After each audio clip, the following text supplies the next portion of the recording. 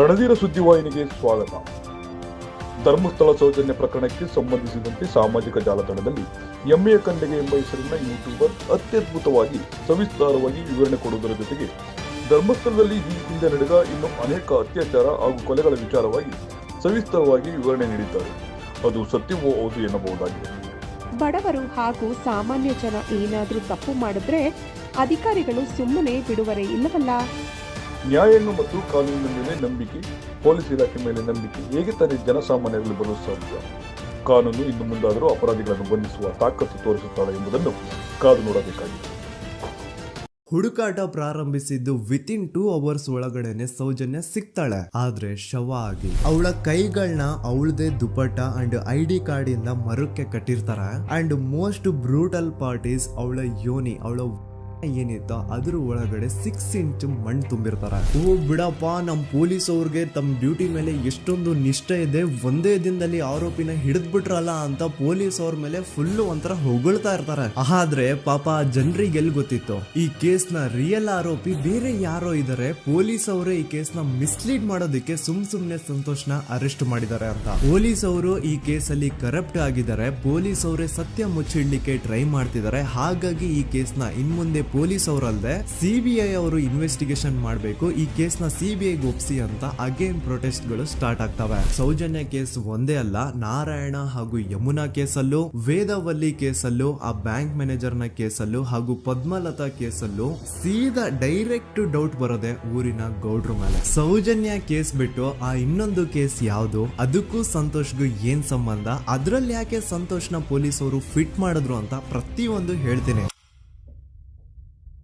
ನಾನು ಈ ಚಾನೆಲ್ ನ ಸ್ಟಾರ್ಟ್ ಮಾಡ್ದಾಗಿಂದ one of the most requested video ಬಂದು ಸೌಜನ್ಯ ಕೇಸ್ ಬಗ್ಗೆ. ಸರಿ, ನಮ್ ದೂತ ಸಭೆಯ ಪ್ರಜೆಗಳು ಇಷ್ಟೊಂದು ಕೇಳ್ತಿದಾರಲ್ಲ, ಈ ಒಂದು ಕೇಸ್ ಬಗ್ಗೆನೂ ವಿಡಿಯೋ ಮಾಡುವ ಅಂತ ಸೌಜನ್ಯ ಕೇಸ್ ಬಗ್ಗೆ ನಾನು ರಿಸರ್ಚ್ ಸ್ಟಾರ್ಟ್ ಮಾಡಿದೆ. ಅಂಡ್ ಟ್ರಸ್ಟ್ ಮೀ, ಎಷ್ಟೊಂದು ಕಾಂಪ್ಲೆಕ್ಸ್ ಈ ಒಂದು ಕೇಸ್ ಇದೆ ಅಂತಂದ್ರೆ ನನ್ ತಲೆನೇ ಕೆಟ್ಬಿಡ್ತು. ಬಟ್ ಡೋಂಟ್ ವರಿ, ನಿಮ್ಗಂತೂ ಪ್ರತಿ ಒಂದನ್ನ ತುಂಬಾ ಸಿಂಪಲ್ ಆಗಿ ಅರ್ಥ ಮಾಡಿಸ್ತೇನೆ. ಅನ್ಕೊಳ್ಳಿ, ಒಂದು ಊರು, ಆ ಊರಲ್ಲಿ ಒಂದು ಗೌಡ್ರ ಕುಟುಂಬ ಇದೆ. ಅಂಡ್ ಆ ಗೌಡ್ರ ಕುಟುಂಬ ತುಂಬಾನೇ ಪವರ್ಫುಲ್, ಲೈಕ್ ನಾವು ಮೂವೀಸ್ ಅಲ್ಲಿ ನೋಡ್ತೀವಲ್ಲ ಹಂಗೆ. ಸೊ ಗೌಡ್ರ ಊರು ಬಂದು ಧರ್ಮಸ್ಥಳ ಅಂತ. ಆ ಒಂದು ಊರಲ್ಲಿ ಇವ್ರಿಗೆ ಸಖತ್ ಕಂಟ್ರೋಲ್ ಇರುತ್ತೆ. ಈವನ್ ಅದೇ ಒಂದು ರೀಜನ್ ಅಲ್ಲಿ ಇರುವಂತಹ ಒಂದು ತುಂಬಾನೇ ಪಾಪ್ಯುಲರ್ ದೇವಸ್ಥಾನನು ಸಹ ಇವರೇ ಕಂಟ್ರೋಲ್ ಮಾಡ್ತಿರ್ತಾರೆ. ಆ ಒಂದು ದೇವಸ್ಥಾನ ಇಂದ ಈ ಗೌಡ್ರ ಕುಟುಂಬಕ್ಕೆ ಎಷ್ಟೊಂದು ದುಡ್ಡು ಬರ್ತಾ ಇರುತ್ತೆ ಅಂತಂದ್ರೆ, ಅದೇ ದುಡ್ಡಲ್ಲಿ ಇವರು ಬೇಜನ್ ಪ್ರೈವೇಟ್ ಪ್ರೈಮರಿ ಅಂಡ್ ಹೈಸ್ಕೂಲ್ಸ್ ನ ಸ್ಥಾಪನೆ ಮಾಡಿರ್ತಾರೆ, ಬೇಜನ್ ಪ್ರೈವೇಟ್ ಮೆಡಿಕಲ್ ಕಾಲೇಜಸ್ ಇರ್ತವೆ, ಅಂಡ್ ಬೇಜನ್ ಪ್ರೈವೇಟ್ ದೊಡ್ಡ ಹಾಸ್ಪಿಟಲ್ಸ್ ಇರ್ತವೆ. ಒಟ್ಟಲ್ಲಿ ಹೇಳ್ಬೇಕು ಅಂತಂದ್ರೆ ದುಡ್ಡಿನ ಸುರಿಮಳೆ ಇವ್ರಿಗೆ. ನೋಡಿ, ನಮ್ಮ ಭಾರತ ದೇಶದಲ್ಲಿ ಒಂದು ಕಾನೂನಿದೆ,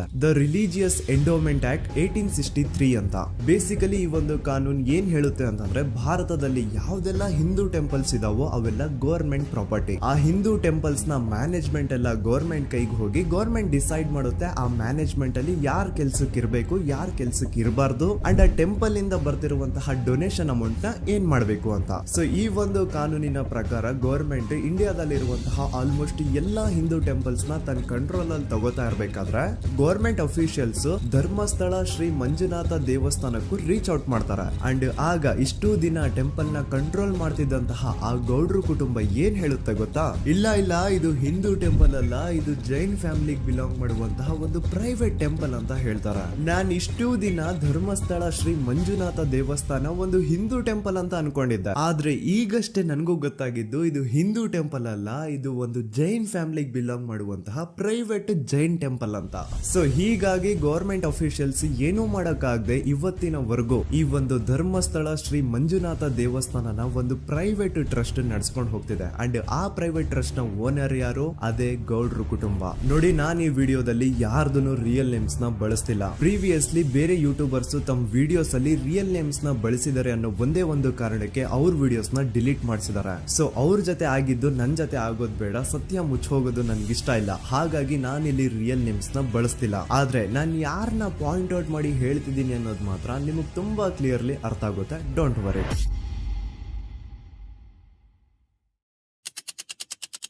ದಿನಾಂಕ 9/10/2012. A very normal day for everyone except Soujanya. Dharmasthala ಹತ್ರ ಇರುವಂತಹ ಪಂಗಳ್ ಅನ್ನೋ ಒಂದು ಸಣ್ಣ ಹಳ್ಳಿಗೆ ಬಿಲಾಂಗ್ ಮಾಡುವಂತಹ ಸೌಜನ್ಯ ತುಂಬಾನೇ ಒಳ್ಳೆ ಹುಡುಗಿ. SDM ಕಾಲೇಜ್ ಆಫ್ ಉಜ್ರಿಯಲ್ಲಿ ಸೆಕೆಂಡ್ PUC ಓದ್ತಿದ್ದಂತಹ ಇವಳು ತುಂಬಾನೇ ಬ್ರೈಟ್ ಸ್ಟೂಡೆಂಟ್ ಕೂಡ. ಸೊ ಒಂದು ದಿನ ಅಂದ್ರೆ 9 ಅಕ್ಟೋಬರ್ 2012 ಬೆಳಿಗ್ಗೆ 7:30-8 ಗಂಟೆ ಹಾಗೆ ಆಸ್ ಯೂಶುವಲ್ ತನ್ನ ಕಾಲೇಜ್ ಹೋಗೋದಕ್ಕೆ ರೆಡಿ ಆಗ್ತಿರ್ತಾಳೆ. ಅವತ್ತು ಮಂಗಳವಾರದ ದಿನ ಅಂಡ್ ಅವತ್ತು ಲೋಕಲ್ ಫೆಸ್ಟಿವಲ್ ಬೇರೆ ಇರುತ್ತೆ, ಹೊಸ ಅಕ್ಕಿ ಅಂತ. ಈ ಒಂದು ಲೋಕಲ್ ಫೆಸ್ಟಿವಲ್ ದಿನ ಮನೆ ಒಳಗಡೆ ಏನೇ ಅಡುಗೆ ಮಾಡಿದ್ರು ಹೊಸ ಅಕ್ಕಿನೇ ಬಳಸಬೇಕು. ಸೊ ಹೊಸ ಅಕ್ಕಿ ತಂದು ಬ್ರೇಕ್ಫಾಸ್ಟ್ ನ ರೆಡಿ ಮಾಡೋಷ್ಟ್ರಲ್ಲಿ ಸೌಜನ್ಯ ಅವ್ರ ತಾಯಿ ತುಂಬಾ ಲೇಟ್ ಮಾಡ್ತಾರೆ. ಸೊ ಕಾಲೇಜ್ಗೆ ಲೇಟ್ ಆಗ್ತಿದೆ ಅಂತ ಈ ಸೌಜನ್ಯ ಟಿಫಿನ್ ಸಹ ಮಾಡದೆ ಹಾಗೆ ಹೋಗ್ತಾಳೆ. ಅವಳ ತಲೆಯಲ್ಲಿ ಏನಿತ್ತು ಅಂತಂದ್ರೆ ಹೆಂಗೋ ಇವತ್ತು ಲೋಕಲ್ ಫೆಸ್ಟಿವಲ್ ಬೇರೆ ಇದೆ, ಹಾಗಾಗಿ ಮೇ ಬಿ ಕಾಲೇಜು ಬೇಗ ಬಿಡ್ಬೋದು. ಸೊ ಮಧ್ಯಾಹ್ನ ಡೈರೆಕ್ಟ್ ಮನೆಗೆ ಬಂದು ಊಟ ಬಿಡು ಅಂತ ಅವಳು ಅನ್ಕೊಂಡಿರ್ತಾಳೆ. ಆದ್ರೆ ಕಾಲೇಜ್ ಹೋಗಾದ್ಮೇಲೆ ಗೊತ್ತಾಗುತ್ತೆ ಅವತ್ತು ಅವಳಿಗೆ ಸ್ಪೆಷಲ್ ಕ್ಲಾಸಸ್ ಬೇರೆ ಇದೆ ಅಂತ.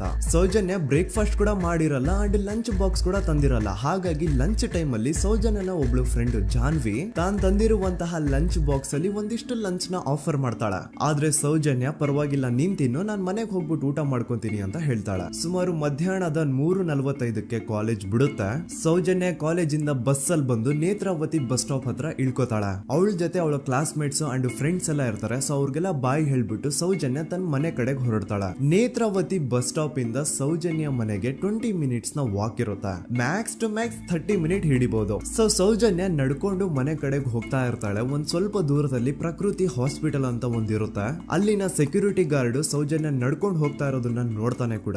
ನಂತರ ಸೌಜನ್ಯ ಒಂದು 10 ನಿಮಿಷ ಹಂಗೆ ಮುಂದೆ ನಡ್ಕೊಂಡು ಹೋಗಾದ್ಮೇಲೆ ಸೌಜನ್ಯಗೆ ತನ್ನ ಮಾವ ಸಿಗ್ತಾರೆ. ಅವರು ಸೌಜನ್ಯನ ನೋಡಿ ಮಾತಾಡಿಸ್ತಾರೆ. ಯಾಕಮ್ಮ ಕಾಲೇಜಿಂದ ಇಷ್ಟು ಲೇಟ್ ಬರ್ತಿದೀಯಾ ಅಂತ ಕೇಳ್ತಾರೆ. ಆಗ ಸೌಜನ್ಯ ಇಲ್ಲ ಮಾವ, ಕಾಲೇಜಲ್ಲಿ ಸ್ಪೆಷಲ್ ಕ್ಲಾಸ್ ಇತ್ತು ಹಾಗಾಗಿ ಲೇಟ್ ಆಗ್ಬಿಡ್ತು ಅಂತ ಹೇಳಿ ಒಂದೆರಡು ಮಾತಾಡಿಸಿ ನಂತರ ತನ್ನ ಮನೆ ಕಡೆಗೆ ತಾನು ಹೊರಡ್ತಾಳ. ಈಗ ಆ ಒಂದು ಪಾಯಿಂಟ್ ಇಂದ ಸೌಜನ್ಯಗೆ ತನ್ನ ಮನೆ ಹೋಗ್ಲಿಕ್ಕೆ 10 ನಿಮಿಷ ಬೇಕು. ಮ್ಯಾಕ್ಸ್ ಟು ಮ್ಯಾಕ್ಸ್ 20 ಮಿನಿಟ್ ಅನ್ಕೊಳ್ಳಿ. 3:45ಕ್ಕೆ ಕಾಲೇಜ್ ಬಿಟ್ರೆ ಅರೌಂಡ್ 4:30ಗೆ ಮನೇಲಿ ಇರ್ಬೇಕಾಗಿದ್ದು ಹುಡುಗಿ 6:30-7 ಗಂಟೆ ಆಗಿದ್ರು ಮನೆಗೆ ಸೇರಿರಲ್ಲ. ಸೊ ಮನೇಲಿ ಸೌಜನ್ಯ ಅವ್ರ ತಾಯಿಗೆ ಟೆನ್ಷನ್ ಸ್ಟಾರ್ಟ್ ಆಗುತ್ತೆ. ಏನಪ್ಪ ಈ ಹುಡುಗಿ ಎಷ್ಟೊತ್ತಾದ್ರೂ ಇನ್ನು ಮನೆಗ್ ಬಂದಿಲ್ವಲ್ಲ ಅಂತ. ಸೊ ಅವ್ರೇನ್ ಮಾಡ್ತಾರೆ, ಸೌಜನ್ಯ ಅವ್ರ ತಂದೆ ಕಾಲ್ ಮಾಡ್ಬಿಟ್ಟು ರೀ ಹಿಂಗೆ 3:30-4 ಗಂಟೆಗೆ ಕಾಲೇಜ್ ಇಂದ ಮನೆಗ್ ಬರ್ತಿದ್ದಿದ್ ನಮ್ ಹುಡುಗಿ ಇವತ್ತು 7 ಗಂಟೆ ಆದ್ರೂ ಇನ್ನು ಮನೆಗ್ ಬಂದಿಲ್ಲ, ನೀವು ಸ್ವಲ್ಪ ಬೇಗ ಮನೆಗ್ ಬಂದು ವಿಚಾರಿಸಿ ಅಂತ ಗಾಬ್ರಿಲಿ ಹೇಳ್ತಾರೆ. ಸರಿ ಅಂತ ಸೌಜನ್ಯ ಅವ್ರ ತಂದೆ ಮನೆಗ್ ಬಂದ್ಬಿಟ್ಟು ಸೌಜನ್ಯನ ಫ್ರೆಂಡ್ಸ್ ಕ್ಲಾಸ್ ಮೇಟ್ಸ್ ಯಾರ್ದೆಲ್ಲ ಅವ್ರ ಹತ್ರ ನಂಬರ್ ಇರುತ್ತೋ ಅವ್ರಿಗೆಲ್ಲ ಕಾಲ್ ಮಾಡ್ಬಿಟ್ಟು ಸೌಜನ್ಯ ಬಗ್ಗೆ ಕೇಳ್ತಾರೆ. ನಮ್ ಹುಡುಗಿ ಏನಾದ್ರೂ ನಿಮ್ ಮನೆಗ್ ಬಂದಿದ್ದಾಳ ಅಮ್ಮ ಅಂತ. ಆದ್ರೆ ಸೌಜನ್ಯನ ಫ್ರೆಂಡ್ಸ್ ಅಂಡ್ ಕ್ಲಾಸ್ ಮೇಟ್ಸ್ ಎಲ್ಲ ಇಲ್ಲ ಅಂಕಲ್ ನಮ್ ಮನೆಗಂತೂ ಸೌಜನ್ಯ ಏನು ಬಂದಿಲ್ಲ, ಅವಳು ಬಸ್ ಸ್ಟಾಪ್ ಇಂದ ಸೀದಾ ನಿಮ್ ಮನೆ ಕಡೆಗೇನೆ ಹೊರಟ್ಲಲ್ವಾ, ಯಾಕೆ ಇನ್ನೂ ಬಂದಿಲ್ವಾ ಅಂತ ಕೇಳ್ತಾರ. ಆಗ ಸೌಜನ್ಯ ಅವ್ರ ತಂದೆ ಇಲ್ಲಮ್ಮ ಬಂದಿಲ್ಲ ಹಾಗಾಗಿನೇ ಕಾಲ್ ಮಾಡಿರೋದು ಅಂತ ಹೇಳಿ ಕಾಲ್ ಕಟ್ ಮಾಡ್ತಾರ. ದೆನ್ ಸೌಜನ್ಯ ಅವ್ರ ತಂದೆ ಸೌಜನ್ಯ ಅವ್ರ ಮಾವ ಕಾಲ್ ಮಾಡ್ತಾರ. ಅಳಿಯ ಎಲ್ಲಿದ್ಯಾ, ನನ್ ಮಗಳು ಇನ್ನು ಮನೆಗ್ ಬಂದಿಲ್ಲ, ನೀನೇನಾದ್ರೂ ಅವಳನ್ನ ನೋಡ್ದ ಅಂತ ಕೇಳ್ತಾರ. ಆ ಕಡೆಯಿಂದ ಅವರು ಸೌಜನ್ಯನ ಮಾವ ಹೇಳ್ತಾರೆ, ಹ್ಞೂ ನಾನ್ ನೋಡ್ದೆ, 4:15 ಹಾಗೆ ಆ ಹುಡುಗಿ ಕಾಲೇಜ್ ಇಂದ ಬರ್ಬೇಕಾದ್ರೆ ನನಗ್ ಕಾಣಿಸಿದ್ಲು, ನಾನ್ ಸ್ವಲ್ಪ ಮಾತಾಡ್ದೆ ಅವಳ ಹತ್ರ, ಅದಾದ್ಮೇಲೆ ಅವಳು ಮನೆ ಕಡೆ ಹೋದ್ಲಲ್ಲ, ಯಾಕೆ ಇನ್ನೂ ಬಂದಿಲ್ವಾ ಅಂತ ಅವರೇ ಉಲ್ಟಾ ಕ್ವಶನ್ ಕೇಳ್ತಾರ. ಈ ಕಡೆ ಸೌಜನ್ಯ ಅವ್ರ ತಂದೆ ಇಲ್ಲ 7 ಗಂಟೆ ಆದ್ರೂ ಮಗು ಇನ್ನು ಮನೆಗ್ ಬಂದಿಲ್ಲ, ನಮ್ಗೆ ಯಾಕೋ ತುಂಬಾ ಗಾಬರಿ ಆಗ್ತಿದೆ, ನೀನೊಂದ್ ಕೆಲ್ಸ ಮಾಡು ನಮ್ಮವ್ರನ್ನೆಲ್ಲ ಸೇರ್ಸು ಎಲ್ರೂ ಸೇರಿ ಹುಡುಕುವ ಅವಳನ್ನ ಅಂತ ಸುಮಾರು ರಾತ್ರಿ 7 ಗಂಟೆಯಿಂದ ಹಿಡಿದು 11 ಗಂಟೆವರೆಗೂ ಸೌಜನ್ಯನ ಮನೆಯವರು ಅಂಡ್ ಊರಿನ ಜನ 200-300 ಜನ ಸೇರ್ಕೊಂಡು ಸೌಜನ್ಯನ ಹುಡುಕ್ತಾರೆ. ಆದ್ರೆ ಸೌಜನ್ಯನ ಒಂದು ಸುಳಿವು ಸಿಗಲ್ಲ. ಸೊ ಕೊನೆಗೆ ಸಹಾಯ ಕೇಳ್ತಾ ರಾತ್ರಿ 11 ಗಂಟೆ ಹಾಗೆ ಸೌಜನ್ಯನ ತಂದೆ ತಾಯಿ ಅಂಡ್ ಊರಿನ ಜನ ಎಲ್ಲ ಬೆಳ್ತಂಗಡಿ ಪೊಲೀಸ್ ಸ್ಟೇಷನ್ ಹತ್ರ ಹೋಗ್ತಾರ. ಅಲ್ಲಿ ಪೊಲೀಸ್ ಅವ್ರ ಹತ್ರ ಕಾಲೇಜ್ ಹೋಗಿದ್ ನಮ್ ಹುಡುಗಿ ಇಷ್ಟೊತ್ತಾದ್ರೂ ಇನ್ನು ಮನೆಗ್ ಬಂದಿಲ್ಲ, ಎಷ್ಟು ಹುಡುಕಿದ್ರು ಸಿಗ್ತಾ ಇಲ್ಲ, ಸೊ ಪ್ಲೀಸ್ ಒಂದು ಮಿಸ್ಸಿಂಗ್ ರಿಪೋರ್ಟ್ ನ ಫೈಲ್ ಮಾಡಿ ನಮ್ ಹುಡುಗಿನ ಹುಡುಕೊಡಿ ಅಂತ ಕೇಳ್ಕೊತಾರ. ಆದ್ರೆ ಪೊಲೀಸ್ ಅವರು ಒಪ್ಪಲ್ಲ. ಇಲ್ಲ ಯಾವುದೇ ಪರ್ಸನ್ ಮಿಸ್ಸಿಂಗ್ ಆದ್ರೆ ಆಫ್ಟರ್ 24 ಅವರ್ಸ್ ಆದ್ಮೇಲೆನೆ ರಿಪೋರ್ಟ್ ಫೈಲ್ ಮಾಡಕ್ಕಾಗೋದು. ಸೊ ನೀವ್ ಒಂದ್ ಕೆಲ್ಸ ಮಾಡಿ, ಈಗ ಮನೆಗ್ ಹೋಗಿ ನಾಳೆ ಬೆಳಿಗ್ಗೆವರೆಗೂ ನೋಡಿ, ನಾಳೆ ಬೆಳಿಗ್ಗೆವರೆಗೂ ನಿಮ್ ಮಗಳು ನಿಮ್ ಮನೆಗ್ ಬಂದಿಲ್ಲ ಅಂತಂದ್ರೆ ಆಗ ಬಂದ್ಬಿಟ್ಟು ಮಿಸ್ಸಿಂಗ್ ರಿಪೋರ್ಟ್ ನ ಫೈಲ್ ಮಾಡಿಸಿ ಅಂತ ಹೇಳಿ ಕಳಿಸ್ತಾರ. ಆಗ ಆಲ್ಮೋಸ್ಟ್ ಮಿಡ್ ನೈಟ್ ಆಗಿರೋದ್ರಿಂದ ಅಂಡ್ ಮಳೆ ಬೇರೆ ತುಂಬಾ ಜೋರಾಗಿ ಬರ್ತಾ ಇರುತ್ತೆ. ಸೊ ಈ ಸಿಚುವೇಶನ್ ಅಲ್ಲಿ ಸೌಜನ್ಯನ ಹುಡುಕ್ಲಿಕ್ಕೆ ಆಗಲ್ಲ. ನಾಳೆ ಬೆಳಿಗ್ಗೆ ಸೇರ್ಕೊಂಡು ಅಗೇನ್ ಎಲ್ರು ಸೌಜನ್ಯನ ಹುಡುಕುವ ಅಂತ ಸೌಜನ್ಯನ ಮನೆಯವರು ಅಂಡ್ ಊರಿನ ಜನ ಎಲ್ರು ತಮ್ಮ ಮನೆಗೆ ಹೋಗ್ಬಿಡ್ತಾರ. ನೆಕ್ಸ್ಟ್ ದಿನ ಅಂದ್ರೆ 10 ಅಕ್ಟೋಬರ್ 2012 ಬುಧವಾರದ ದಿನ ಬೆಳಿಗ್ಗೆ 10 ಗಂಟೆ ಹಾಗೆ ಸೌಜನ್ಯನ ಮನೆಯವರು ಅಂಡ್ ಊರಿನ 200-300 ಜನ ಸೇರ್ಕೊಂಡು ಅಗೇನ್ ಸೌಜನ್ಯಗೋಸ್ಕರ ಹುಡುಕಾಟ ಸ್ಟಾರ್ಟ್ ಮಾಡ್ತಾರೆ. ಹುಡುಕಾಟ ಪ್ರಾರಂಭಿಸಿದ್ದು ವಿತಿನ್ 2 ಅವರ್ಸ್ ಒಳಗಡೆನೆ ಸೌಜನ್ಯ ಸಿಗ್ತಾಳೆ. ಆದ್ರೆ ಶವ ಆಗಿ ಆ 200-300 ಊರಿನ ಜನ ಎಲ್ಲ ಸೇರ್ಕೊಂಡು ಏನ್ ಸೌಜನ್ಯನ ಹುಡುಕ್ತಾ ಇದ್ರು ಅದರಲ್ಲಿ ಯಾರೋ ಒಬ್ರಿಗೆ ಸೌಜನ್ಯನ ಮನೆಯಿಂದ ಕೇವಲ 10 ನಿಮಿಷ ದೂರದಲ್ಲಿರುವಂತಹ ಒಂದು ಹಳ್ಳನ ದಡದಲ್ಲಿ ಸೌಜನ್ಯನ ಮೃತದೇಹ ಸಿಗುತ್ತಾ. ಈಗ ಸತ್ತಿರುವಂತಹ ಸೌಜನ್ಯನ ಡೆಡ್ ಬಾಡಿ ಯಾವ ಒಂದು ಕಂಡೀಷನ್ ಅಲ್ಲಿ ಇತ್ತು ಅಂತ ಹೇಳ್ತೀನಿ, ಸ್ವಲ್ಪ ಗಮನ ಇಟ್ಟು ಕೇಳಿಸ್ಕೊಳ್ಳಿ. ಅವಳ ಕೈಗಳನ್ನ ಅವಳದೇ ದುಪಟ್ಟ ಅಂಡ್ ID ಕಾರ್ಡ್ ಇಂದ ಮರಕ್ಕೆ ಕಟ್ಟಿರ್ತಾರೆ. ಅವಳ ಬಾಡಿ ಎಲ್ಲ ನೇಕೆಡ್ ಇರುತ್ತೆ, ಮೈ ಮೇಲೆ ಸರಿಯಾದ ಬಟ್ಟೆ ಇರಲ್ಲ, ಮೈ ಮೇಲೆ ಮಲ್ಟಿಪಲ್ ಕಟ್ ಮಾರ್ಕ್ಸ್ ಇರುತ್ತೆ, ತುಂಬಾ ಜೋರಾಗಿ ಹೊಡೆದಿರುವಂತಹ ಗಾಯಗಳು ಮೈ ಮೇಲೆ ಎದ್ದು ಕಾಣಿಸ್ತಿರ್ತವೆ. ಅವಳ ರಿಪ್ಸ್ ಎದೆ ಭಾಗದ ಮೂಳೆಗಳೆಲ್ಲ ಮುರಿದು ಹೋಗ್ಬಿಟ್ಟಿರ್ತವೆ and most brutal part is ಅವಳ ಯೋನಿ, ಅವಳ ಏನಿತ್ತೋ ಅದ್ರ ಒಳಗಡೆ 6 ಇಂಚ್ ಮಣ್ಣು ತುಂಬಿರ್ತಾರೆ. ಆ ಬಾಡಿ ಕಂಡೀಷನ್ ನ ನೋಡಿದಾದ್ಮೇಲೆ ಒಂದಂತೂ ತುಂಬಾ ಕ್ಲಿಯರ್ ಆಗಿ ಅರ್ಥ ಆಗುತ್ತೆ, ಅವಳನ್ನ ಯಾರೋ ತುಂಬಾ ಫೋರ್ಸ್ಫುಲಿ ಮಾಡಿ ನಂತರ ನಿರ್ದಯವಾಗಿ ಸಾಯಿಸಿದ್ದಾರೆ ಅಂತ. ಇಲ್ಲಿ ಕ್ರಿಮಿನಲ್ಸ್ ನ ಬುದ್ಧಿವಂತಿಕೆ ನೋಡಿ ಪೊಲೀಸ್ ಅವ್ರಿಗೆ ಏನೂ ಸುಳಿವು ಸಿಗ್ಬಾರ್ದು ಅಂತ ಅವಳ ಯೋನಿ ಒಳಗಡೆ 6 ಇಂಚ್ ಅಷ್ಟು ಮಣ್ಣು ತುಂಬ ಹೋಗಿರ್ತಾರೆ. ಸೊ ದೆನ್ ಪೊಲೀಸ್ ಅವ್ರಿಗೆ ವಿಷಯ ಗೊತ್ತಾಗುತ್ತೆ. ಅವರು ಸ್ಪಾಟ್ ಗೆ ಬಂದು ಸೌಜನ್ಯನ ಬಾಡಿನ ರಿಕವರ್ ಮಾಡಿ ಆ ಒಂದು ಸ್ಪಾಟ್ ನ ಕಂಪ್ಲೀಟ್ ಸೀಸ್ ಮಾಡ್ತಾರೆ. ಒಬ್ಳು ಸಾಮಾನ್ಯ ಮಿಡಲ್ ಕ್ಲಾಸ್ ಹುಡುಗಿ, ಒಬ್ಳು ವೆರಿ ಬ್ರೈಟ್ ಸ್ಟೂಡೆಂಟ್ ನ ಈ ಮಟ್ಟಿಗೆ ಇಷ್ಟು ನಿರ್ದಯವಾಗಿ ಸಾಯಿಸಿರೋದು ಯಾರು? ಇನ್ ಕೇಸ್ ಏನಾದ್ರೂ ಈ ಕ್ರೈಮ್ ಮಾಡಿದವನು ಸಿಕ್ಕಿ ಬಿದ್ರೆ ಅವನ್ನ ಸುಮ್ನೆ ಬಿಡಬಾರ್ದು ಅಂತ ಜನ ಆಕ್ರೋಶ ವ್ಯಕ್ತಪಡಿಸ್ತಾರೆ. ಅಂಡ್ ಗೆಸ್ ವಾಟ್, ನಮ್ ಪೊಲೀಸ್ ಅವರು ಇಷ್ಟೊಂದು ಫಾಸ್ಟ್ ಆಗಿ ಇನ್ವೆಸ್ಟಿಗೇಷನ್ ಕಂಪ್ಲೀಟ್ ಮಾಡ್ತಾರೆ ಅಂತ ನಾನಂತೂ ಎಕ್ಸ್ಪೆಕ್ಟ್ ಮಾಡಿರ್ಲಿಲ್ಲ. ಅಂಡ್ ಈವನ್ ಈ ಒಂದು ವಿಷಯದಿಂದ ಊರಿನ ಜನನು ಶಾಕ್ ಆಗ್ತಾರೆ. ಸೌಜನ್ಯ ಬಾಡಿ ಸಿಕ್ಕಿದ್ದ ನೆಕ್ಸ್ಟ್ ದಿನ ಅಂದ್ರೆ 11 ಅಕ್ಟೋಬರ್ 2012 ಸಂಜೆ 5 ಗಂಟೆ ಹಾಗೆ ಯಾರು ಸೌಜನ್ಯನ ಪಂಡು ಮರ್ಡರ್ ಮಾಡಿದ್ನೋ ಆ ಕ್ರಿಮಿನಲ್ ಕೂಡ ಸಿಕ್ಕಿ ಬೀಳ್ತಾನೆ. ಈಗ ನೀವು ಥಿಂಕ್ ಮಾಡ್ಬೋದು, ಸೌಜನ್ಯನ ಯಾರು ಮರ್ಡರ್ ಮಾಡಿದ್ರು ಅಂಡ್ ಯಾರ ಕ್ರೈಮ್ ನ ಮಾಡಿದ್ರು ಅವನು ನೆಕ್ಸ್ಟ್ ದಿನಾನೇ ಸಿಕ್ಕಿ ಬಿದ್ದ. ಹಾಗಿದ್ರೆ ಈ ಕೇಸ್ ಯಾವಾಗ್ಲೂ ಕ್ಲೋಸ್ ಆಗ್ಬಿಡ್ಬೇಕಿತ್ತು. ಆದ್ರೂ ಸ್ಟಿಲ್ ಇವತ್ತಿನ ದಿನವರೆಗೂ ಯಾಕೆ ಈ ಕೇಸು ಪದೇ ಪದೇ ನ್ಯೂಸ್ ಅಲ್ಲಿ ಬರುತ್ತೆ ಅಂದ್ರೆ, ನಮ್ ದೂತ ಸಭೆಯ ಪ್ರಜೆಗಳೇ ರೆಡಿ ಆಗಿ, ಆರೋಪಿ ಸಿಕ್ಕಾದ್ಮೇಲೆ ಈ ಕೇಸು ಕ್ಲೋಸ್ ಆಗಿಲ್ಲ. ಆಕ್ಚುಲಿ ಈ ಕೇಸು ಓಪನ್ ಆಗಿದ್ದೆ ಈಗ. ನೋಡಿ, ಸೌಜನ್ಯನ ಬಾಡಿ ಸಿಕ್ಕಿದ್ದು ನೆಕ್ಸ್ಟ್ ದಿನ ಅಂದ್ರೆ 11 ಅಕ್ಟೋಬರ್ 2012 PSI ಯೋಗೇಶ್ ಅವರು ಯಾರನ್ನ ಈ ಕೇಸಲ್ಲಿ ಅರೆಸ್ಟ್ ಮಾಡಿದ್ರು ಅಂದ್ರೆ ಆತನ ಹೆಸರು ಬಂದು ಸಂತೋಷ್ ರಾವ್. 28-29 ವಯಸ್ಸಿರುವಂತಹ Santosh Rao first of all ಧರ್ಮಸ್ಥಳದವನು ಅಲ್ವೇ ಅಲ್ಲ, ಅವನು ಶೃಂಗೇರಿ. ಅವನು ಸಂತೋಷ್ ರಾವ್ ನ ತಂದೆ ಸ್ಕೂಲ್ ಟೀಚರ್ ಅಂಡ್ ತಾಯಿ ಹೌಸ್ ವೈಫ್. ಸಂತೋಷ್ ಮೊದ್ಲಿಂದನೂ ಒಂದ್ ಸ್ವಲ್ಪ ಮೆಂಟಲಿ ಇಲ್ಲಿರೋದ್ರಿಂದ ಅವನಿಗೆ ವಿದ್ಯೆ ಬರಹ ಅನ್ನೋದು ತಲೆಗೆ ಹೋಗಿರಲ್ಲ. ಹಾಗಾಗಿ ಅವನು ಶೃಂಗೇರಿಯಲ್ಲಿ ಒಂದು ಹೋಟೆಲ್ ಅಲ್ಲಿ ಕೆಲಸ ಮಾಡ್ತಿರ್ತಾನೆ. ಮೆಂಟಲಿ ಅನ್ಸ್ಟೇಬಲ್ ಇದ್ರೂ ಸಹ ಈತನಿಗೆ ದೇವ್ರ ಮೇಲೆ ಬಹಳ ನಂಬಿಕೆ ಇರುತ್ತೆ. ಹಾಗಾಗಿ ತಿಂಗಳಿಗೆ ಒಮ್ಮೆ ಆದ್ರೂ, ಅಟ್ಲೀಸ್ಟ್ 2 ತಿಂಗಳಿಗೆ ಒಮ್ಮೆ ಆದ್ರೂ ಈತ ಯಾವ್ದಾದ್ರು ಒಂದು ಪುಣ್ಯಕ್ಷೇತ್ರಕ್ಕೆ ವಿಸಿಟ್ ಮಾಡಿ ಬರ್ತಿರ್ತಾನೆ. ಹಾಗೇನೆ ಈ ಸತಿನೂ ಸಹ ಈತ ಧರ್ಮಸ್ಥಳಕ್ಕೆ ಬಂದಿರ್ತಾನೆ.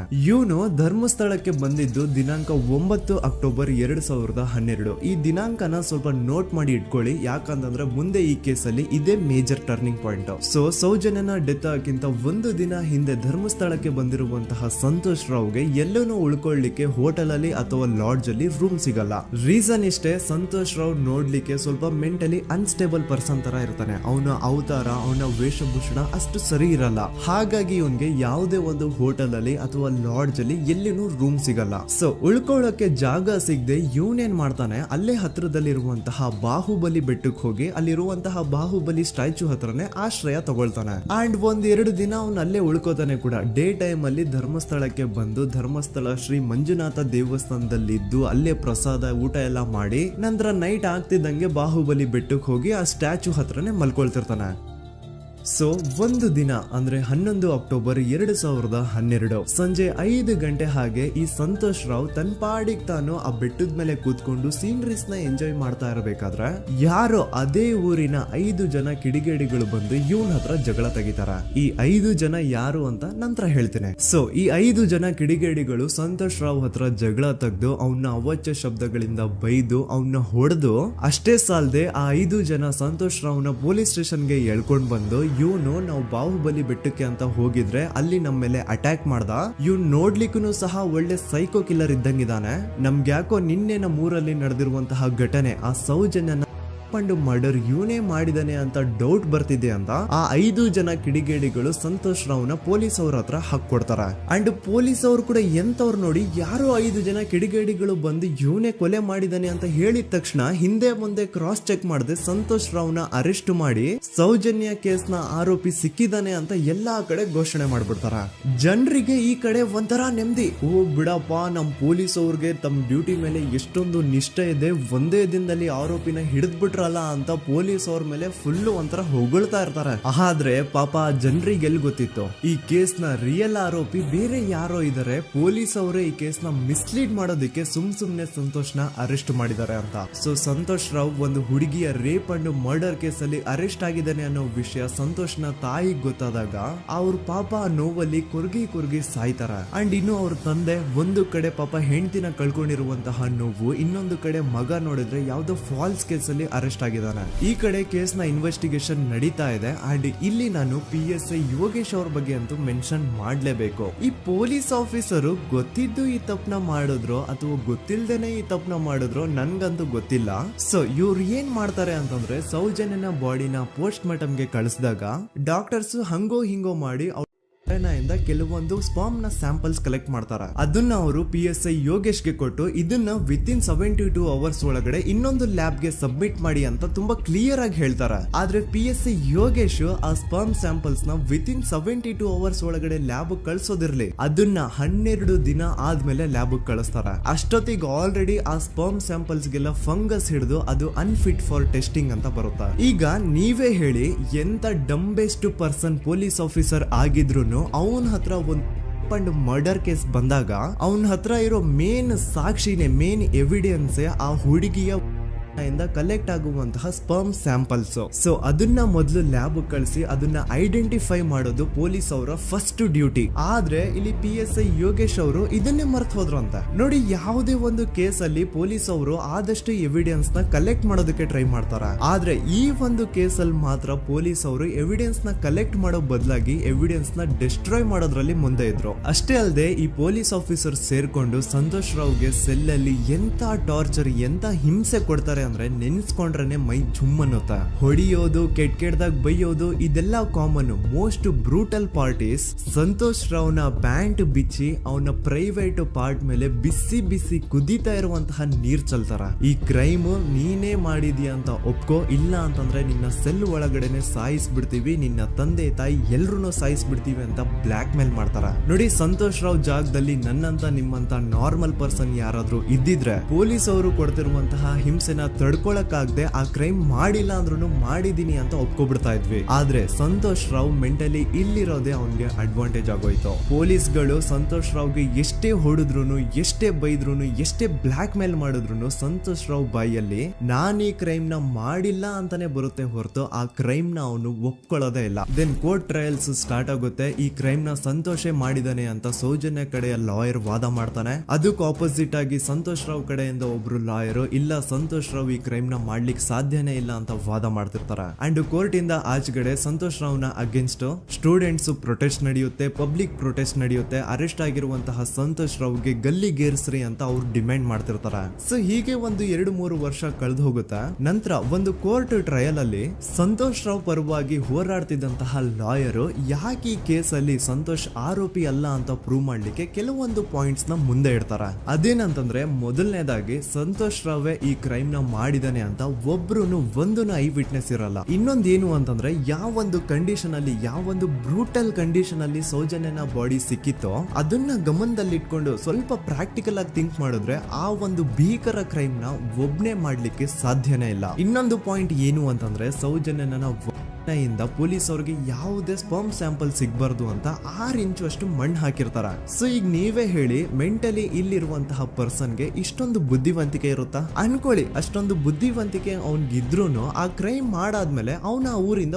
ಓಡ್ ಹೋಗ್ಬೋದಾಗಿತ್ತು. ಆದ್ರೆ ಮತ್ತ್ಯಾಕೆ ಅವನು ಅದೇ ಊರಲ್ಲೇ ಇರ್ತಾನೆ. ಅಂಡ್ ಸೌಜನ್ಯ ಕೊನೆಯದಾಗಿ ಪ್ರಕೃತಿ ಹಾಸ್ಪಿಟಲ್ ಮುಂದ್ಗಡೆಯಿಂದ ನಡ್ಕೊಂಡು ಹೋಗ್ತಾ ಇರ್ಬೇಕಾದ್ರೆ ಆ ಪ್ರಕೃತಿ ಹಾಸ್ಪಿಟಲ್ ನ ಸೆಕ್ಯೂರಿಟಿ ಗಾರ್ಡ್ ನೋಡ್ತಾನೆ. ಅಂಡ್ ಪ್ರಕೃತಿ ಹಾಸ್ಪಿಟಲ್ ನ ಆಚೆಗಡೆ CCTV ಕ್ಯಾಮರಾನು ಇರುತ್ತೆ. ಸಡನ್ಲಿ ಆ CCTV ಫುಟೇಜ್ ಕೂಡ ಕಾಣೆ ಆಗ್ಬಿಡುತ್ತಾ. ಇನ್ನೊಂದೇನು ಅಂತಂದ್ರೆ ಸೌಜನ್ಯನ ರೇಪ್ ಅಂಡ್ ಮರ್ಡರ್ ಆಗಿದ್ದು ನೆಕ್ಸ್ಟ್ ದಿನಾನೇ ಪೊಲೀಸ್ ಅವರು ಆರೋಪಿನ ಹಿಡಿದ್ರು. ಸೊ ಹಾಗಿದ್ದಾಗ ಆ ಕಲೆಕ್ಟ್ ಮಾಡಿರುವಂತಹ ಸ್ಪರ್ಮ್ ಸ್ಯಾಂಪಲ್ಸ್ ನ ಲ್ಯಾಬ್ ಗೆ ಕಳಿಸಿ ಇವನೇ ಆರೋಪಿ ಅಂತ ಕನ್ಫರ್ಮ್ ಮಾಡೋ ಬದಲಾಗಿ ಯಾಕೆ ಪೊಲೀಸ್ ಅವರು ಆ ಸ್ಪರ್ಮ್ ಸ್ಯಾಂಪಲ್ಸ್ ನ ತಮ್ಮ ಹತ್ರನೇ ಇಟ್ಕೊಂಡು 12 ದಿನವರೆಗೂ ಅದಕ್ಕೆ ಫಂಗಸ್ ಹಿಡಿಯೋವರೆಗೂ ಕಾದು ಆಮೇಲೆ ಅದನ್ನ ಲ್ಯಾಬ್ ಕಳಿಸಿದ್ರು. ಅಂಡ್ ಮೇನ್ ಇಂಪಾರ್ಟೆಂಟ್ ಆಗಿ ಸಂತೋಷ್ ರಾವ್ಗೆ ಒಂದು ಗುಪ್ತ ರೋಗ ಇರುತ್ತೆ, ಅದೇ ಫಿಮೋಸಿಸ್ ಅಂತ. ಈ ಕಾಯಿಲೆ ಏನು ಅಂತ ನಾನು ಈ ವಿಡಿಯೋದಲ್ಲಿ ಡೀಟೇಲ್ಡ್ ಆಗಿ ಎಕ್ಸ್ಪ್ಲೈನ್ ಮಾಡ್ಲಿಕ್ಕೆ ಆಗಲ್ಲ. ಜಸ್ಟ್ ತಿಳ್ಕೊಳ್ಳಿ, ಈ ಒಂದು ಕಾಯಿಲೆ ಇರೋರು ಇಂಟಿಮಸಿ ಮಾಡ್ಲಿಕ್ಕೆ ಆಗಲ್ಲ. ಇನ್ ಕೇಸ್ ಮಾಡಿದ್ರು ಅವರು ಸುಖ ಅಲ್ಲ ನರಕ ಕಾಣ್ತಾರೆ. ಸೊ ಇಷ್ಟೆಲ್ಲ ವ್ಯಾಲಿಡ್ ಪಾಯಿಂಟ್ಸ್, ಇಷ್ಟೆಲ್ಲ ಫ್ಯಾಕ್ಟ್ಸ್ ಕಣ್ ಮುಂದೆ ಇರಬೇಕಾದ್ರೆ